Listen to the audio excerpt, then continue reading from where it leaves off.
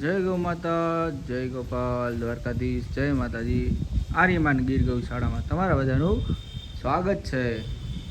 તો આજનો આપણો ટોપિક છે કે વરસાદને લીધે જે આ કીચડ હોય તમે જોવો છો, એમાં નાના વાછરૂને તો પ્રોબ્લેમ એટલી ના થાય, પણ જે મોટી ગાય હોય એની નીચે ક્લીન રાખવું પડે. એનું કારણ કે જે દૂધણી ગાય હોય એને તો ઓછો પ્રોબ્લેમ પડે, પણ જે વેતર ઉપર આવેલી ગાય હોય ને એને નીચે જો કીચડ હોય તો એને મસ્તી થવાનો પ્રોબ્લેમ રહે, આચળ જવાનો પ્રોબ્લેમ રહે, એવા બધા પ્રોબ્લેમ રહી શકે છે. કારણ કે હાલ જ જસદણમાં આપણે વરસાદ જ એટલો છે કે માટી નાખવા માટેનો પણ આપણે ટાઈમ રહ્યો નથી. આ બાજુ તમે જોઈ જ શકો કે કેટલું કીચડ થયું છે, પણ વાંધો નહીં, એ તો થઈ જશે. કારણ કે આપણે જે દૂધણી ગાય છે એને બધાને સારી જગ્યાએ વ્યવસ્થિત જ રાખેલી છે, જેથી કોઈને એને તકલીફ પડે નહીં. હવે આપણે જઈશું જે દૂધણી ગાયનો શેડ છે એમાં. અત્યારે શું બપોરનો ટાઈમ છે એટલે બધી ગાયોને નીણ ચારો નાખેલો હશે. પહેલાં આપણે તમને નંદી મહારાજના દર્શન કરાવી દઈ. આ બાજુ જો બચ્ચા બધા કેમ મોજ કરે છે ને, જલસો હોય ને બધાને.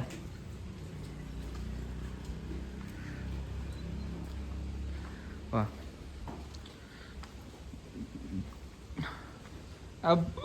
આ બાજુ આપણે જે બે મેઇન આપણી ગાયો છે એને અલગથી અહીંયા રાખેલી છે,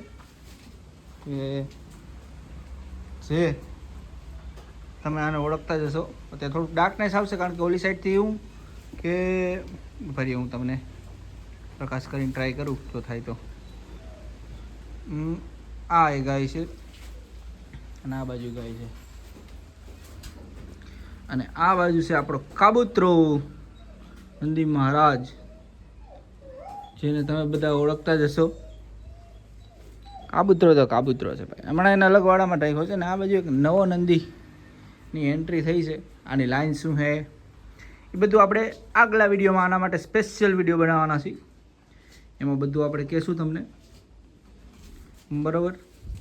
નંદી કેમ છે કે જો, કારણ કે થોડો દુબળો છે હાલ, પણ આપણી પાસે ચાકરી થાય એટલે કમ્પ્લીટ થઈ જશે. હવે આપણે આગળ જઈએ તો આ બાજુ જે આર્ય બુલ છે એ પણ બતાવી દઈ તમને. જો આર્યા, હે આર્યા, આર્યા, હે આર્યા, હાલ બેટા આર્યા. જો આ આર્ય છે. આપણે જે વરસાદ પડ્યો ને એને લીધે ગૌશાળામાં એટલું અત્યારે કહેવાય ને કે કીચડ છે.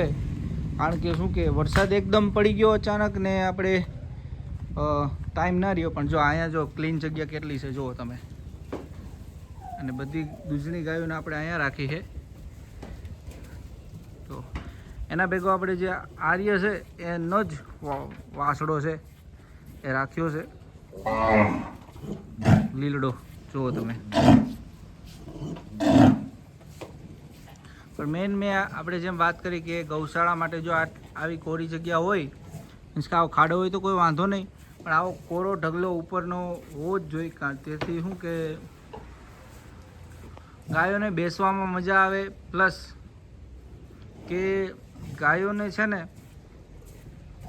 આચરણની ને એવી સમસ્યા ઓછી થાય.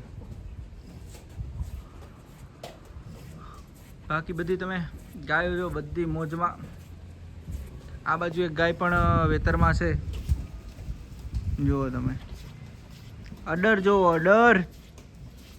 આપણે દર વખતે વાત કરતા હોય ને, ખાલી વાત જ નથી કરતા. અડર જુઓ, અડર શું ક્વોલિટી બનાવી જુઓ તમે. કારણ કે જે તમે વાત કરતા હોય એ પ્રમાણે તમારી પાસે હોય તો તમે એની વાત કરી શકો. આ બાજુ જો બે ગાય રમતે ચડી છે.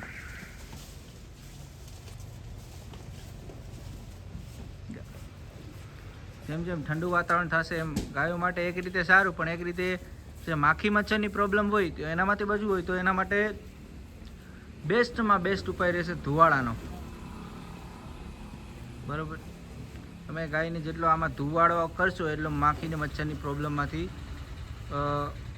બહાર આવશે. કારણ કે જો માખી મચ્છરની પ્રોબ્લેમ થાય ને એટલે મેઇન શું થાય ખબર છે કે આ જે ગાયો હોય ને એનું દૂધ એકદમ ઘટી જાય. આપણે હવે અંદર જ જઈને તમને બધી ગાયો પાસે દર્શન કરાવી દઈએ.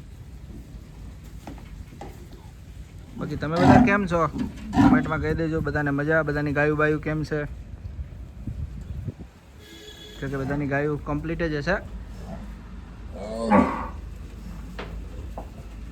વરસાદની તમારી ગાયો જો ખાડામાં હોય કે પાણી આવતી એવી જગ્યાએ હોય તો મહેરબાની કરીને ત્યાંથી વહેલી તકે લઈ લેજો. કારણ કે હાલ આપણે ઘણા એવા ન્યૂઝ જોઈએ છીએ કે જેમાં ગાયું કહેવાય ને કે તકલીફમાં હોય, તો એ રીતે તમે ધ્યાન આપજો.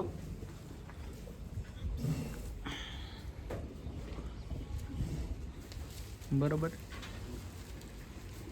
આના જે રિઝલ્ટ છે ને બહુ સારા. મેં તમને અગાઉ એક આપણે રીલ પણ મૂકી હતી. એક વાસડો હતો આવો લીલો, આ જ ખૂટનો છે. બાકી અડર કેમ છે આપણી ગાયોના તમે કહેજો. આપણે વખાણ કરવા એ નકામા છે.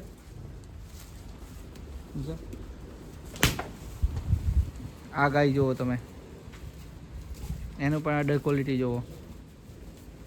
આ બાજુ આનું રૂપ જુઓ તમે, વાહ કેમ છે પણ. હા નંદી મહારાજ આવો તમારો. આ બાજુ પણ જુઓ તમે અડર ગાયનું. તો બધી ગાયો અહીંયા કીચડ છે એ સાફ નહીં થાય ત્યાં સુધી બધી જ ગાયો અહીંયા રહેશે. અને પાછલો વાળો તમને ખબર છે એમાં પણ આર્યનો એક વાસળો છે ને એમાં બધી ગાભણ ને ઓળખ્યું બધી રાખી છે આપણે. બરોબર. બાકી ગાયું કેમ છે? અને થોડીક શું છે કે તમારી કોમેન્ટ આવશે એ પહેલાં જ હું કહી દઉં કે ગાયો દુબળી પડે, ચોમાસામાં ગાયો દુબળી પડે. કારણ કે ખોરાક ઉપર થોડોક અસર પડે એટલા માટે ગાયો થોડી દુબળી પડે. પણ તમારી સાચવણી ઉપર હોય કે કઈ રીતે તમે સાચવણી કરો છો, એના ઉપર બધું ડિપેન્ડ કરે. તો આ પૂરો વિડીયો કેવો લાગ્યો જરૂર કહેજો. આપણે વિડીયો રાખીએ અહીંયા સુધી. જય ગૌ માતા. આર્યમાન ગીર ગૌશાળા ચેનલને લાઇક શેર સબસ્ક્રાઈબ કરવાનું ભૂલતા નહીં.